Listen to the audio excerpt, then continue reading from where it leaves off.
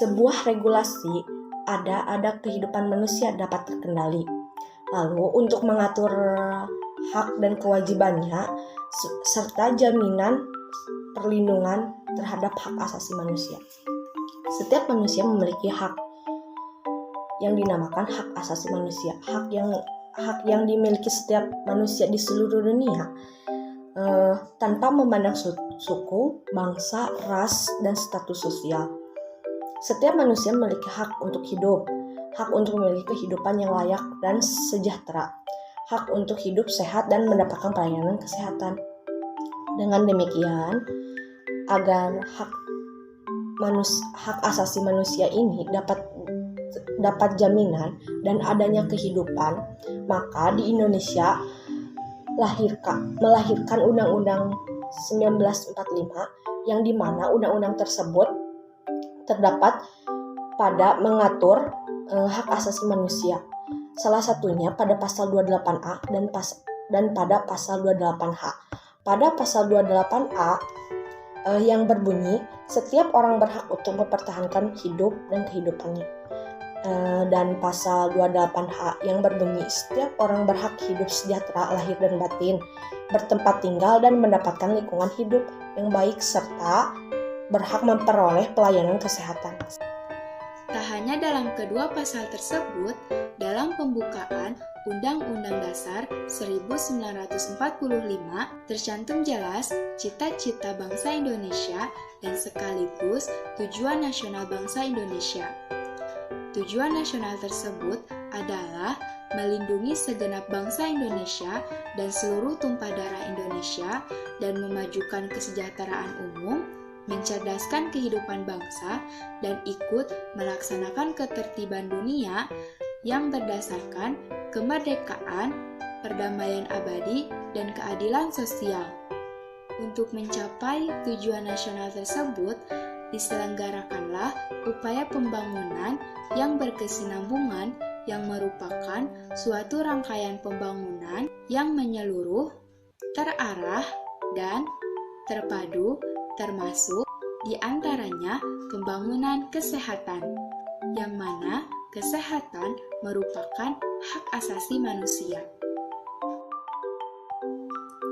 Maka, untuk perwujudan hak tersebut, dikeluarkannya undang-undang yang khusus untuk mengatur tentang kesehatan, yaitu Undang-Undang Nomor 36 Tahun 2009, yang menyatakan bahwa kesehatan adalah keadaan sehat baik secara fisik, mental, spiritual, maupun sosial yang memungkinkan setiap orang untuk hidup produktif secara sosial dan ekonomis.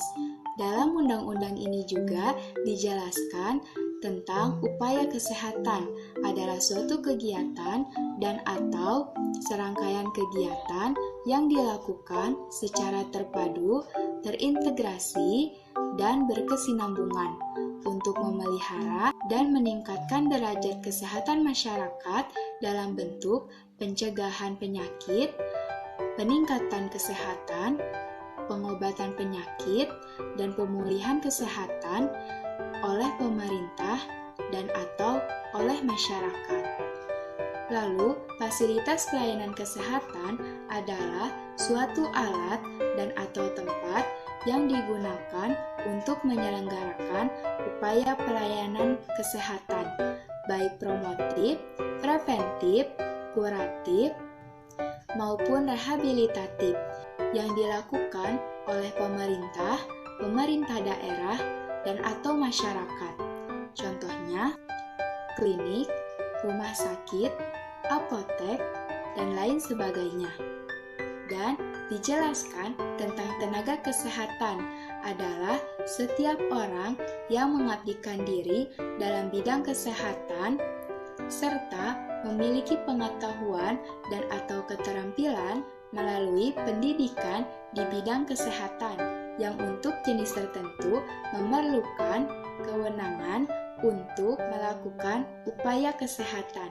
Serta dijelaskan pula mengenai obat adalah bahan atau paduan bahan, termasuk produk biologi yang digunakan untuk mempengaruhi atau menyelidiki sistem fisiologi atau keadaan patologi dalam rangka penetapan, diagnosis, pencegahan, penyembuhan, pemulihan, peningkatan kesehatan, dan kontrasepsi untuk manusia.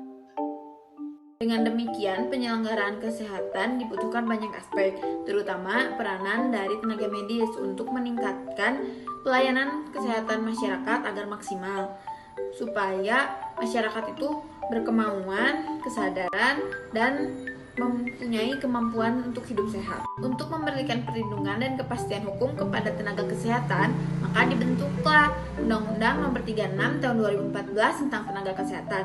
Di dalam undang-undang ini, tenaga kesehatan itu dibagi jadi 13 kelompok. Apa aja sih yang 13 kelompok itu? Kita bisa lihat di sini, dari 13 kelompok itu ada contohnya tuh tenaga medis, tenaga psikologi klinis, ada tenaga kefarmasian. Nah, contoh dari tenaga yang termasuk ke tenaga medis itu ada dokter gigi, dokter spesialis, dokter gigi spesialis. Dan kalau misalkan apoteker sama tenaga klinis kefarmasian itu masuk kemana sih? Itu masuk ke tenaga kefarmasian.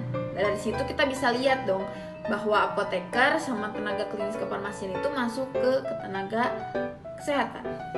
Karena hal tersebut, untuk memberikan perlindungan kepada masyarakat dan memperoleh atau menetapkan sediaan farmasi dan jasa kefarmasian, serta untuk memberikan kepastian hukum bagi masyarakat dan tenaga kesehatan, maka dikeluarkan Peraturan Pemerintahan Nomor 51 Tahun 2009 tentang pekerjaan kefarmasian yang berbunyi, pekerjaan kefarmasian adalah pembuatan termasuk pengendalian mutu sediaan farmasi, pengamanan, pengadaan, penyimpanan, dan pendistribusian atau penyaluran obat, pengolahan obat, serta pengembangan obat, bahan obat, dan obat tradisional. Dalam peraturan pemerintah ini, mengatur pekerjaan kefarmasian dalam pengadaan, produksi, distribusi, atau penyaluran dan pelayanan sediaan farmasi. Lalu menjelaskan tentang tenaga kefarmasian adalah tenaga yang melakukan pekerjaan kefarmasian yang terdiri atas apoteker dan tenaga teknis kefarmasian. Apoteker adalah sarjana farmasi yang telah lulus sebagai apoteker dan telah mengucapkan sumpah jabatan apoteker. Tenaga teknis kefarmasian adalah tenaga yang membantu apoteker dalam menjalani pekerjaan kefarmasian yang terdiri atas sarjana farmasi, ahli media farmasi, analisa farmasi, dan tenaga menengah farmasi atau asisten apoteker. Selanjutnya, pelayanan kefarmasian adalah suatu pelayanan langsung dan bertanggung jawab kepada pasien yang berkaitan dengan sediaan farmasi dengan maksud mencapai hasil yang pasti untuk meningkatkan mutu kehidupan pasien, dan sediaan farmasi adalah obat, bahan obat, obat tradisional, dan kosmetik. Dalam PP Nomor 51 Tahun 2009 banyak menjelaskan tentang pekerjaan kefarmasian, dan salah satunya tentang tenaga kefarmasian yang melakukan pekerjaan kefarmasian.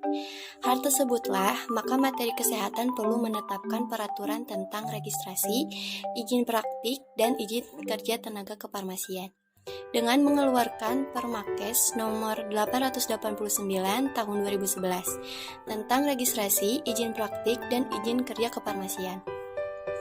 Dalam Permakes tersebut dijelaskan registrasi adalah pencatatan resmi terhadap tenaga kefarmasian yang telah memiliki sertifikat kompetensi dan telah mempunyai kualifikasi tertentu, serta diakui secara hukum untuk menjalankan pekerjaan atau praktik profesinya. Lalu, surat tanda registrasi apoteker yang disingkat sebagai STRA adalah bukti tertulis yang diberikan oleh menteri kepada apoteker yang setelah diregistrasi. Dan surat tanda registrasi tenaga teknik kefarmasian yang disingkat STRTTK adalah surat bukti tertulis yang diberikan oleh menteri kepada teknis tenaga kefarmasian yang telah diregistrasi. STRA dan STRTTK ini berlaku selama 5 tahun dan dapat diregistrasi ulang selama memenuhi syarat. Sebelum seorang apoteker melakukan jabatannya, maka ia harus mengucapkan sumpah apoteker. Sumpah tersebut ada dalam PP Nomor 20 Tahun 1962 Dalam PP tersebut, sumpah apoteker harus diucapkan sesuai dengan agama yang dipeluknya atau mengucapkan janji. Ucapan sumpah dimulai dengan kata-kata demi Allah bagi mereka yang beragama Islam. Dan sumpah untuk agama lain, pemakaian kata-kata demi Allah disesuaikan dengan kebiasaan masing-masing. Sumpah atau janji tersebut berbunyi sebagai berikut. 1. Saya akan membaktikan hidup saya guna kepentingan kemanusiaan, terutama dalam bidang kesehatan. 2. Saya akan merahasiakan segala sesuatu yang saya ketahui karena pekerjaan saya dan keilmuan saya sebagai apoteker. 3. Sekalipun diancam, saya tidak akan mempergunakan pengetahuan kefarmasian saya untuk sesuatu yang bertentangan dengan hukum perikemanusiaan. 4. Saya akan menjalankan tugas saya dengan sebaik-baiknya sesuai dengan martabat dan tradisi luhur jabatan kefarmasian. 5. Dalam menunaikan kewajiban saya akan berikhtiar dan sungguh-sungguh supaya tidak terpengaruh oleh pertimbangan keagamaan, kebangsaan, kesukuan, politik, kepartaian, atau kedudukan sosial. 6. Saya ikrarkan sumpah atau janji ini sungguh-sungguh dan dengan penuh keinsafan. Dengan sumpah tersebut, maka apoteker di dalam pengabdiannya serta dalam mengamalkan keahliannya selalu berpegang teguh kepada sumpah atau janji apoteker. Menyadari akan hal tersebut, apoteker dalam pengabdian profesinya berpedoman pada satu ikatan moral, yaitu Kode Etik Apoteker Indonesia yang memiliki 5 bab dengan 15 pasal. Bab 1 bertemakan tentang kewajiban umum. Pasal 1, setiap apoteker harus menjunjung tinggi, menghayati, dan mengamalkan sumpah apoteker. Pasal 2, setiap apoteker harus berusaha dengan sungguh-sungguh menghayati dan mengamalkan Kode Etik Apoteker Indonesia. Pasal 3, setiap apoteker harus selalu menjalankan profesinya sesuai kompetensi apoteker Indonesia serta selalu mengutamakan dan berpegang teguh pada prinsip kemanusiaan dalam melaksanakan kewajibannya. Pasal 4, setiap apoteker harus selalu aktif mengikuti perkembangannya di bidang kesehatan pada umumnya dan di bidang farmasi pada khususnya. Pasal 5, dalam menjalankan tugas, setiap apoteker harus menjauhkan diri dari usaha mencari keuntungan diri semata yang bertentangan dengan martabat dan tradisi luhur jabatan kefarmasian. Pasal 6, seorang apoteker harus berbudi luhur dan menjadi contoh yang baik bagi orang lain. Pasal 7, seorang apoteker harus menjadi sumber informasi sesuai dengan profesinya. Pasal 8, seorang apoteker harus aktif mengikuti perkembangan peraturan perundang-undangan di bidang kesehatan pada umumnya dan di bidang farmasi pada khususnya. Kemudian, kewajiban apoteker terhadap penderita yaitu pasien terdapat pada pasal 9 yang berisi dalam melakukan pekerjaan kefarmasian, seorang apoteker harus mengutamakan kepentingan masyarakat dan menghormati hak asasi penderita serta melindungi makhluk hidup. Nah, selanjutnya kewajiban apoteker terhadap teman sejawatnya. Terdapat 3 pasal, yaitu yang pertama terdapat pada pasal 10 yang berisi setiap apoteker harus memperlakukan teman sejawatnya sebagaimana ia ingin diperlakukan. Nah, yang kedua terdapat pada pasal 11 yang berisi sesama apoteker harus saling mengingatkan dan menasehati untuk mematuhi ketentuan-ketentuan Kode Etik Apoteker. Dan yang ketiga terdapat pada pasal 12 yang berisi setiap apoteker harus mempergunakan setiap kesempatan untuk meningkatkan kerjasama yang baik dengan sesama apoteker. baik dalam memelihara keluruhan martabat jabatan kefarmasian maupun mempertebal rasa saling mempercayai dalam menunaikan tugasnya. Dan yang terakhir, kewajiban apoteker terhadap sejawat petugas kesehatan lainnya. Terdapat 3 pasal. Yang pertama, Pasal 13 yang berisi setiap apoteker harus mempergunakan setiap kesempatan untuk membangun dan meningkatkan hubungan profesi, saling mempercayai, menghargai, dan menghormati rekan sejawat petugas apoteker. Yang kedua terdapat pada pasal 14 yang berisi setiap apoteker sebaiknya menjauhkan diri dari tindakan atau perbuatan yang mengakibatkan berkurangnya atau hilangnya kepercayaan masyarakat kepada sejawat petugas kesehatan lainnya. Dan yang terakhir terdapat pada pasal 15 yang berisi setiap apoteker bersungguh-sungguh menghayati dan mengamalkan kode etik apoteker Indonesia dalam menjalankan tugas kefarmasian sehari-harinya.